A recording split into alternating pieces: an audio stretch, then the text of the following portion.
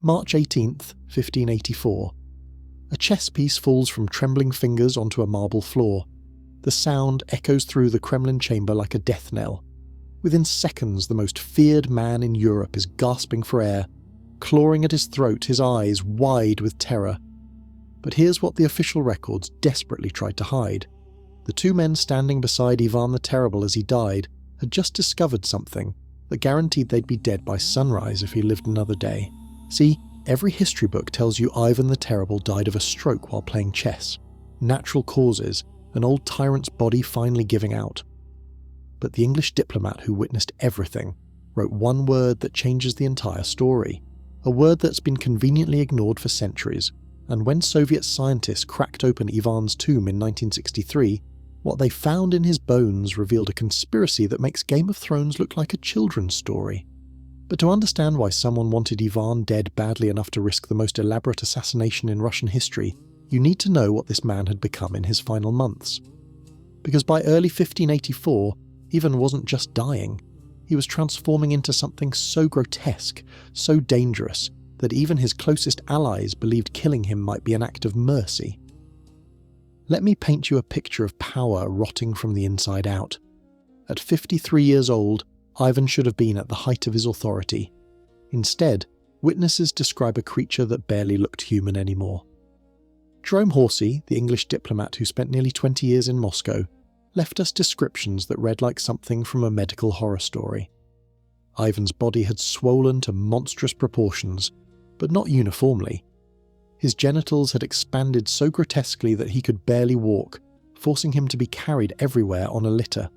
Layers of skin peeled away from his body like old paint, and his spine had literally begun fusing together vertebra by vertebra, creating a twisted posture that made him look like a question mark when he tried to stand. Here's where it gets truly disturbing. When those Soviet scientists analysed Ivan's remains, they found mercury levels nearly 10 times higher than what should kill a normal person. Not traces, not residue.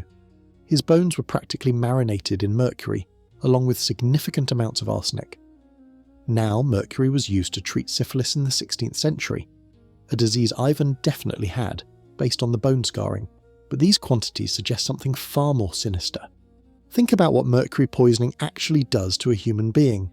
It doesn't just kill you, it rewrites your brain chemistry on the way down.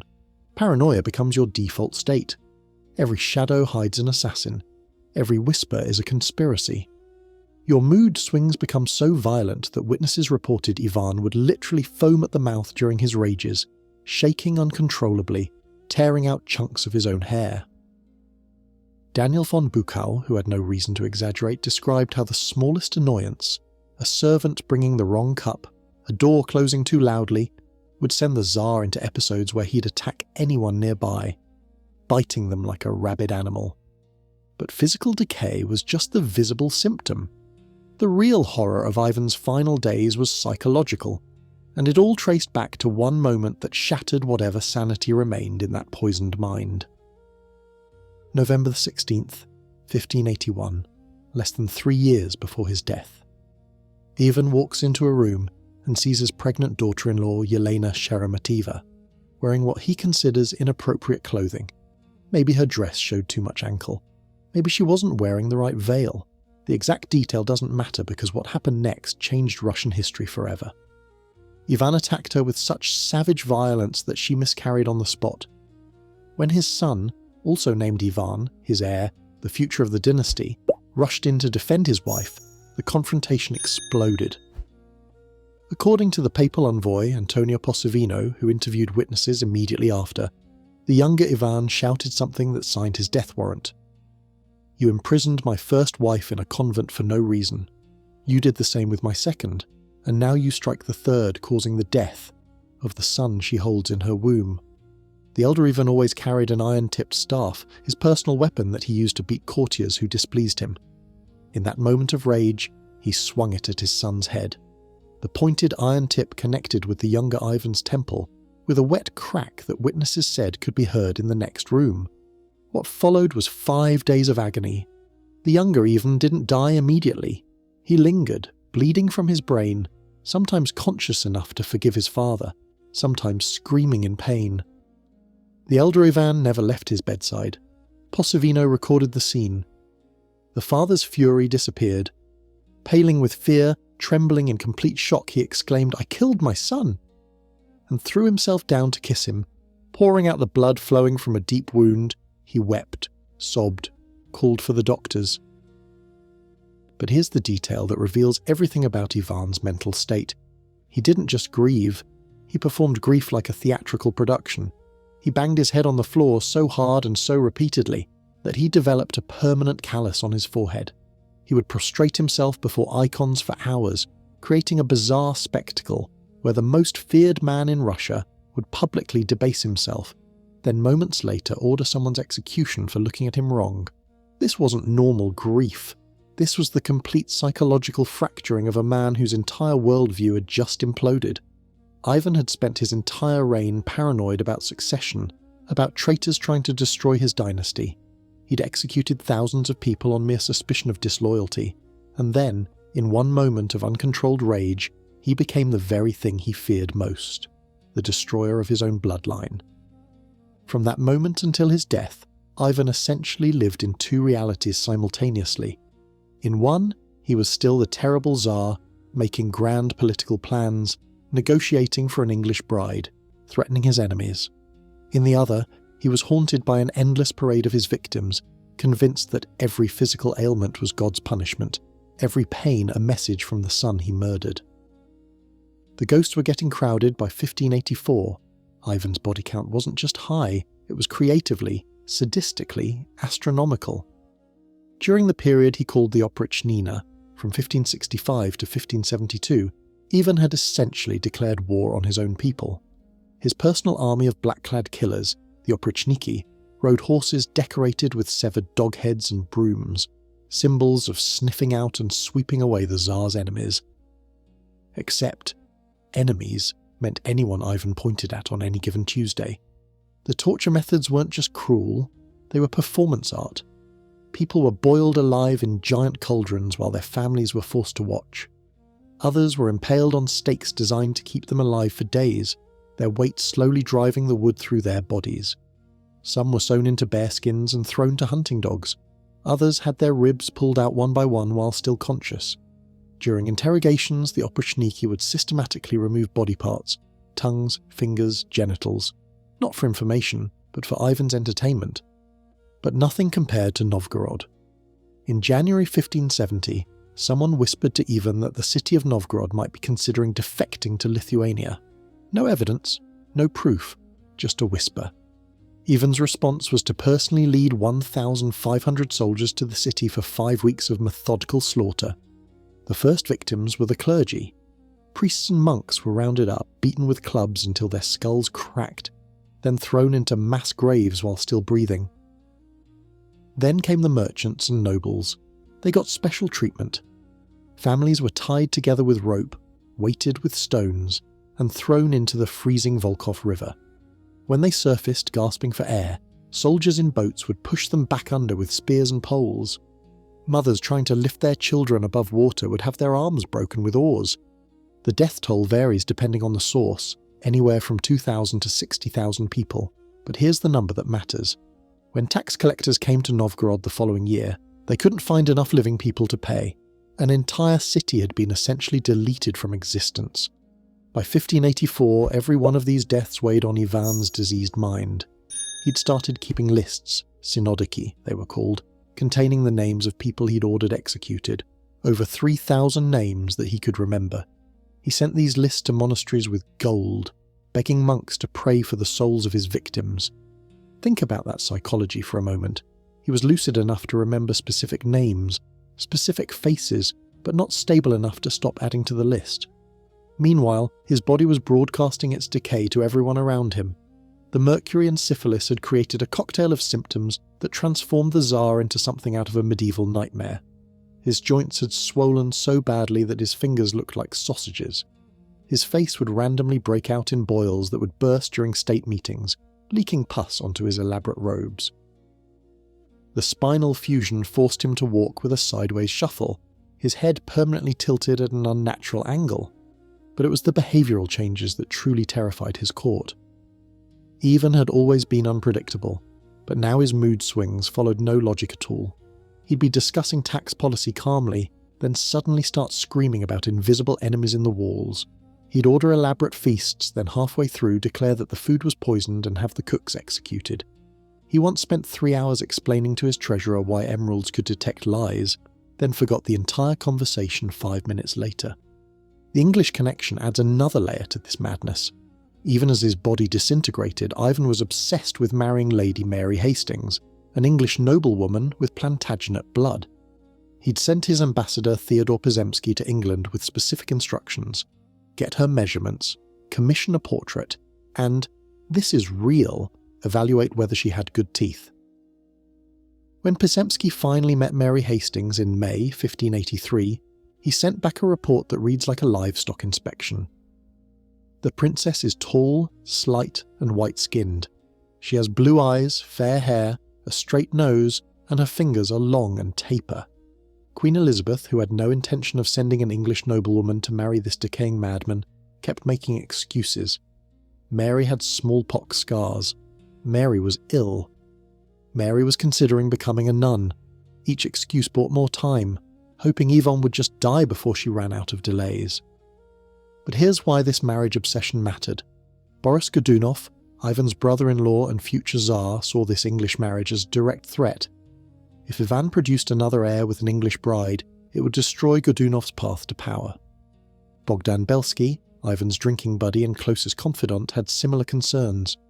Both men knew that Ivan's paranoia could turn on them at any moment, and an English queen whispering in his ear would make that moment come sooner. Then, 3 days before Ivan's death, something happened that historians have debated for centuries. According to one account, disputed but persistent, Ivan attempted to rape Irina Godunova, Boris Godunov's sister and the wife of Ivan's surviving son Fyodor.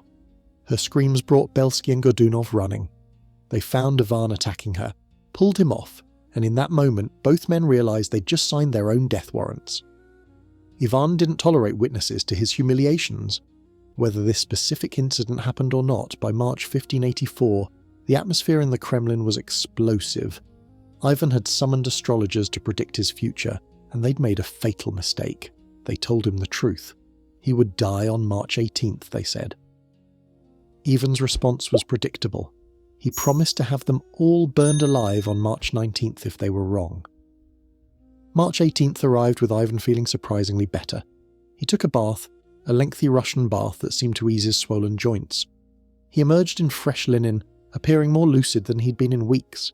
He even joked with courtiers, discussing his jewel collection with an energy that made some wonder if the astrologers would indeed burn tomorrow. That afternoon, Ivan called for Horsey to visit his treasury. What followed was one of the most bizarre scenes in recorded history. The dying Tsar, barely able to stand, gave a rambling lecture on the mystical properties of gemstones. He picked up turquoise stones and placed them on his hand, watching them change colour. You see, they show their virtue by the change of their pure colour into pall. Declares my death, he told Horsey. The stones, he insisted, could detect the poison in his body. He went through his collection piece by piece. Rubies were most comfortable to the heart, brain, vigour and memory of man. Emeralds were an enemy to uncleanness. Sapphires, preserve and increaseth courage, joys the heart. Then suddenly, mid-sentence, he collapsed. I faint. Carry me away till another time, he gasped.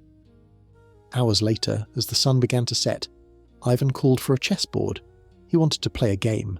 Bogdan Belsky and Boris Godunov stood beside him as he began arranging the pieces. According to some accounts, he was teaching Belsky a new opening. According to others, he was already several moves into a game, and then it happened. Ivan cried out. Witnesses disagree on what exactly he said, and fell backward. The chess pieces scattered across the floor. Physicians were summoned immediately, but by the time they arrived, Russia's most feared ruler was dead. The official cause, apoplectic stroke. A blood vessel burst in his brain, killing him instantly. Case closed. Except for that one word Jerome Horsey wrote in his private account. Strangled. One word that transforms everything. Horsey wasn't prone to dramatic fiction. He was a merchant, a diplomat, concerned with accurate reporting. When he wrote that Ivan was strangled and stark dead, he was either recording what he saw, what he heard, or what he believed. and he was in a position to know he was in the Kremlin that day. Think about the scenario. Ivan is sitting at a chessboard. Belsky and Godunov are standing right beside him, close enough to touch him. Both men know they're marked for death. Both men have access. Both men have motive. If one of them pressed a cushion over Ivan's face, or wrapped a cord around his throat while the other held him down, who would stop them? Who would report it? Who would even want to? The Mercury in Ivan's system adds another possibility. Perhaps he'd been slowly poisoned for months, and March 18th was simply when the dose was increased. Or perhaps the poisoning was medical, massive doses of mercury to treat his syphilis, and someone simply ensured he wouldn't recover from the final treatment. Within minutes of Ivan's death, Boris Godunov took control. No chaos, no confusion, almost like it had been planned. Fyodor, Ivan's surviving son, was immediately proclaimed Tsar, but everyone knew he was intellectually disabled, possibly deaf, completely incapable of ruling. Godunov would rule through him, and after Fyodor's death in 1598, Godunov would claim the throne himself. The astrologers, by the way, were not burned alive. They'd been right after all, March 18th, exactly as predicted. Makes you wonder if they knew something more than the stars were telling them. Ivan's body was quickly prepared for burial. No autopsy, no investigation. Within 3 days he was interred in the Archangel Cathedral, taking his secrets with him. It would be nearly 400 years before anyone would look inside that tomb again, and what they found would raise more questions than answers. Those mercury levels, 10 times fatal doses, couldn't have accumulated accidentally. The arsenic traces suggested multiple poisoning agents. The skeletal damage showed years of syphilis eating away at his bones.